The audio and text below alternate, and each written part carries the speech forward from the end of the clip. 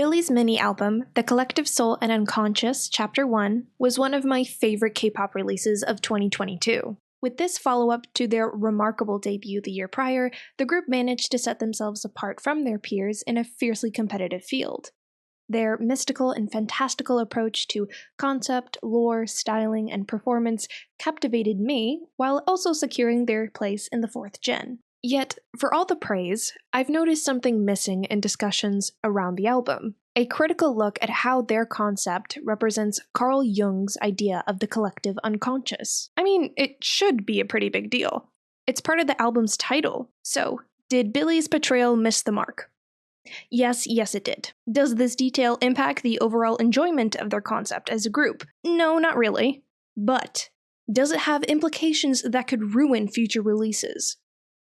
Also no. Honestly, the general listener likely won't be affected by any misinterpretation of Jung's theories. This critique is purely a personal itch, an area that's been bothering me, but I've had no reasonable outlet for, until I made a YouTube channel. So I'm going to be Professor Wireshred today and explain what the hell a collective unconscious is, but not the lore. Sorry if I'm breaking any hearts out there, but my knowledge of it is pretty surface level. So while I will reference it, this video is not a deep dive because frankly I'm not well equipped to do so. If you are interested in something like that, I couldn't recommend Via's video more. She's already done just that in a video called Explaining Billie's Lore, a dive into the tale of Billlie Love. And masterfully so, if I say so myself. Okay, but on a serious note, it helped a lot with this video, so thank you so much for this. With that said, I'm about to talk about psychology, with like big-ish words. It's okay, I'll hold your hand through it. And don't worry, I'll be speedrunning this section, so just sit tight. Grab some popcorn and water, make sure you drink water, y'all, and let's talk about it.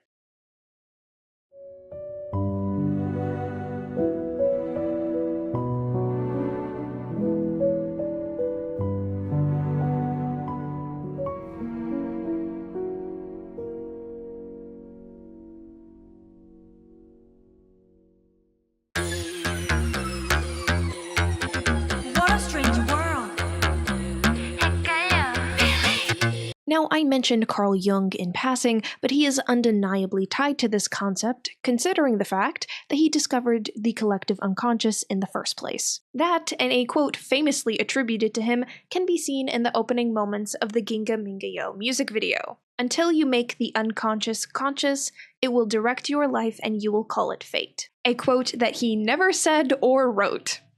At least, not that exact phrasing. Second only to philosophy for their penchant of overcomplicating the simple, Carl Jung was a psychologist that once wrote, "The psychological rule says that when an inner situation is not made conscious, it happens outside as fate.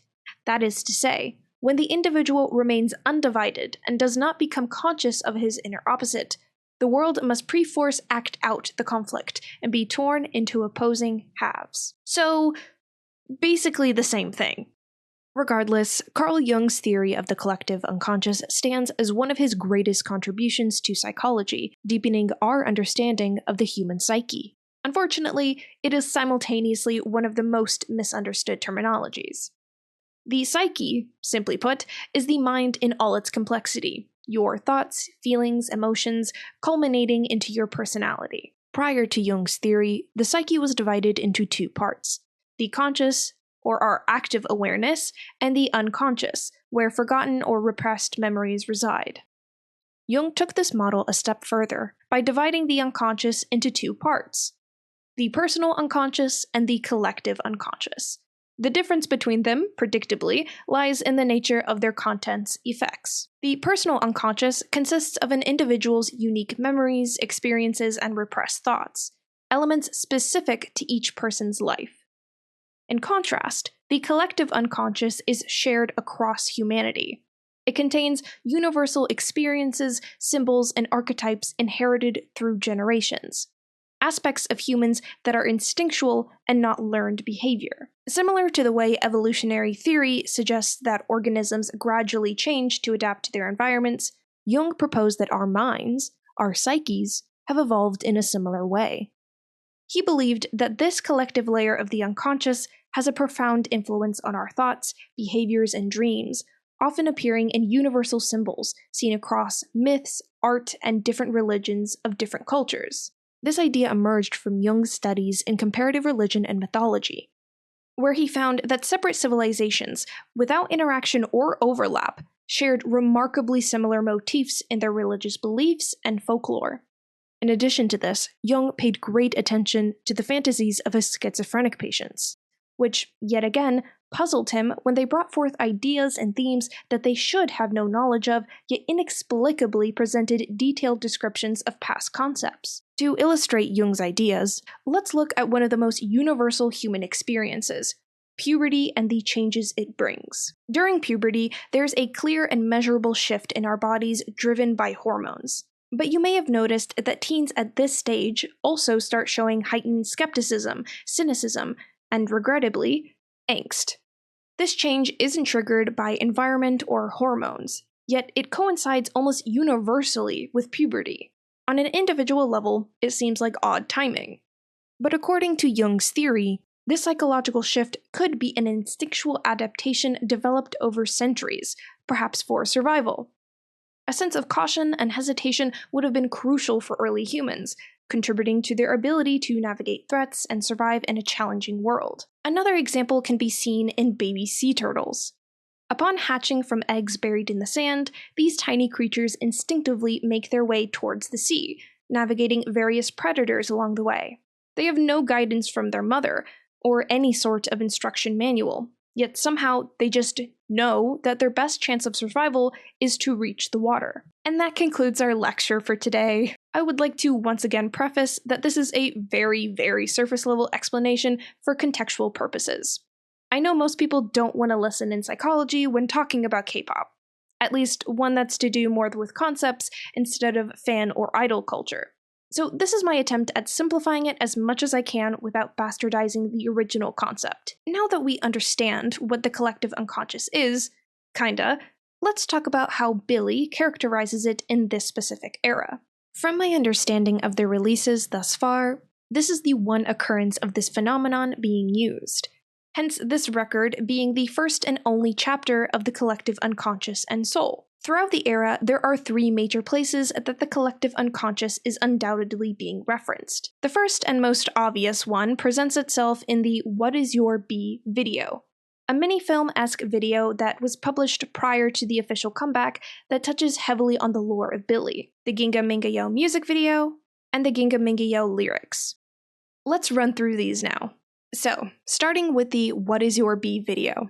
I gotta talk a bit about the lore to explain how and why the collective unconscious is misused here. In Billie's storyline, Billlie Love, a former friend of the members, was abducted by an unknown entity. Up until this point, the group's arc had focused on the lingering effects of this tragedy. The What Is Your B video adds a twist by seemingly placing the girls in an alternate timeline, one where they're unaware of their connection to Billlie or to each other. Throughout the video, a voice subtly calls out to each girl, whispering fragments of repressed memories, gradually drawing them into a mysterious world that is later to be the setting of the Ginga Minga Yo music video. In addition to a vocal lore is the inclusion of the purple bunny cards, serving as the physical invitations to look for clues surrounding Billlie Love's disappearance. This is also where the idea of an A-side and a B-side is introduced. Now, I mentioned an alternate timeline since that seemed to be the general consensus in the fandom for why the girls couldn't remember each other or Billlie Love. But I actually think that these different sides, A and B, are more representative of the conscious and unconscious. The A side clearly represents the real world, showing the Billlie members disconnected from each other. But as they get more drawn into the B side, the fantastical world of Billie's universe, they start remembering pieces of the past. The memories return to them once the connection to the B-side is made, an occurrence not uncommon when uncovering repressed memories, which are stored in the unconscious. Personally, I liked this interpretation more of separating the two halves of our psyche into physical places. What I did have to side-eye, however, was the transition from the A-side to the B-side, or the real world to Billlie world. The idea of an external voice symbolizing the return of repressed memories doesn't fully capture the experience of delving into the unconscious realm of the psyche. However, I'm willing to chalk this up to artistic interpretation. After all, there are few effective ways to authentically depict such a complex phenomenon on screen. Given that this voice reaches out individually to each girl, it aligns reasonably with the concept of the personal unconscious. As the video progresses, problems arise. The voice seems to bridge connections between the girls. Previously unaware of each other's pasts, they now pass by and share knowing looks, as if suddenly, instinctively, aware. While it is true that our personal unconscious can unexpectedly remind us of dark or embarrassing memories at random, the portrayal of the collective unconscious here fails in every meaningful way. The Billlie universe treats the collective unconscious as a shared memory bank, symbolizing a very literal understanding of the words collective unconscious, i.e., an unconscious that is collective. The video presents a function that the collective unconscious just doesn't serve. It can't connect humans to each other in real time, or allow you to communicate telepathically, or manifest physical objects like the bunny cards. It just can't. On to the Ginga Minga Yo music video. Their title track continues the storyline of showing the Billlie members entering the unconscious. Everything visually from this point leans towards the nonsensical and unpredictable. Suki climbs out of a suitcase, a massive baseball chasing the girls in endless hallways, and a playground in a very obvious set. Okay, maybe that one was just a lack of budget. Everything about the music video screams unconventional.